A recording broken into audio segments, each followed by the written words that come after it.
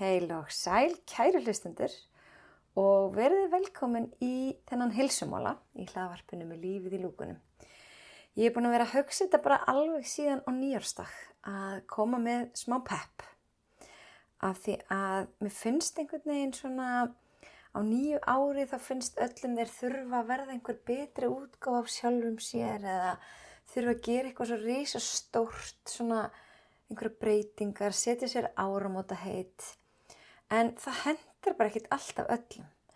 Hins vegar þetta alveg gott tækifæri til þess að endurskoða venjurnar sem við erum nú þegar að gera og bæta inn einhverju góðu eða að taka út einhverja venju sem ekki að gagnast okkur í lífinu og að hafa neikvæð áhrif á líf okkar eða á heilsun okkar eða þess aftar. Og þess vegna langaði mér svolítið að hjálpa þér að byrja árið með stæl og með því á ég nú bara við að svolítið að skrúa hausinn rétt stiltan á að vera ekkert að setja þér alltof stór markmið.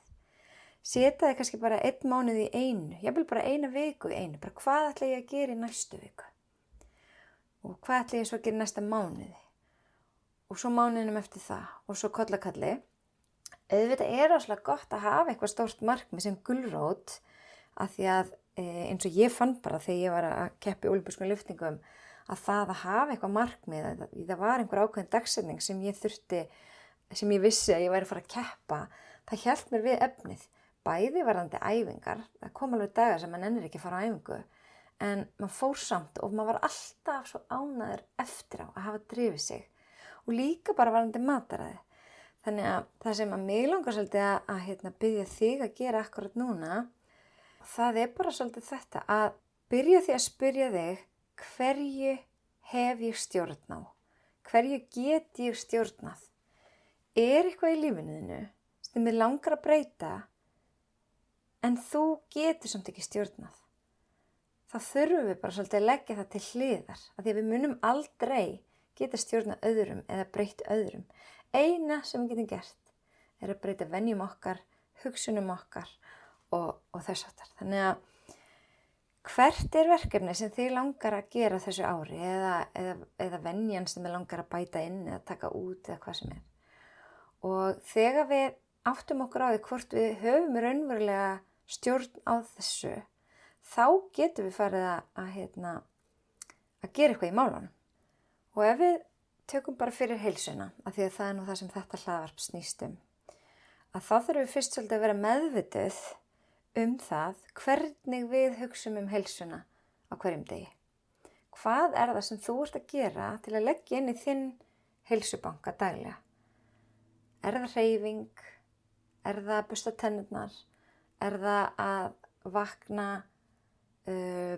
bara og gera eitthvað uppbyggilegt á morgnana?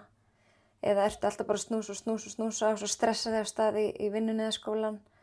Hvað það sem við erum að gera dagstælega? Og það rosalega gott bara að taka blað og penna og kortleggja hans daginn sinn og sjá hvar eru tækifæri til breytinga.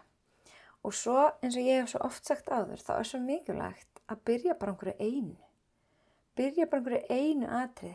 Kannski bara það að hætta að snúsa sé eitthvað hjá það sem einhver vill byrja að gera. Eða bæta inn hollum og góðum morgumat ef það það sem einhver vill gera. Eða ákveða að fasta til hádegis ef það það sem þú vilt gera og borða þá einhverja rosalega prótein og fituríka og næringaríka máltíð í fyrstu máltíð. Það að fara fyrir að sofa? Það kannski að minnka skjátíma? Það að hætta skjá eftir klukkan 10 á kvöldin? Það að bæta inn hreyfingu? Það svo ótrúlega margt sem við getum gert.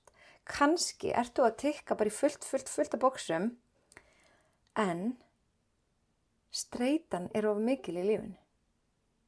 Kannski þarftu þá bara að sleppa einhverju. Kannski það líka málið.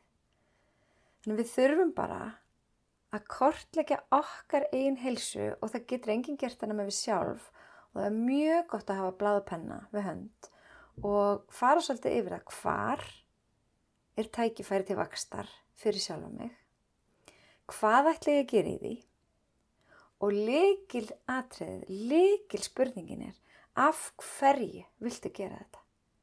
Af hverju viltu breyta þessari hegðun eða venju eða hvað sem það er. Ef ég veit ekki af hverju, þá er líklegt að það flosni bara aftur upp og ég hætti að sinna þessu verkefni eða hvað sem það er. Við verðum að vita af hverju, hvað er það?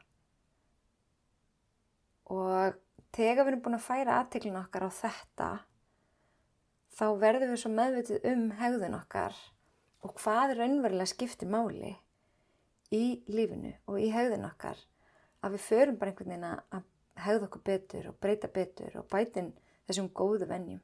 En munið bara ekki ætla að gleypa allan heiminn í einu. Af því að það er nú nýbúið að vera að tala taugakerfi rosa mikið í síðustu þáttum. Og ef að taugakerfið okkar er of þannig, þá er það eins og blaðra sem hún er blásin það mikið upp. Þú er búin að blása það mikið loft í hana.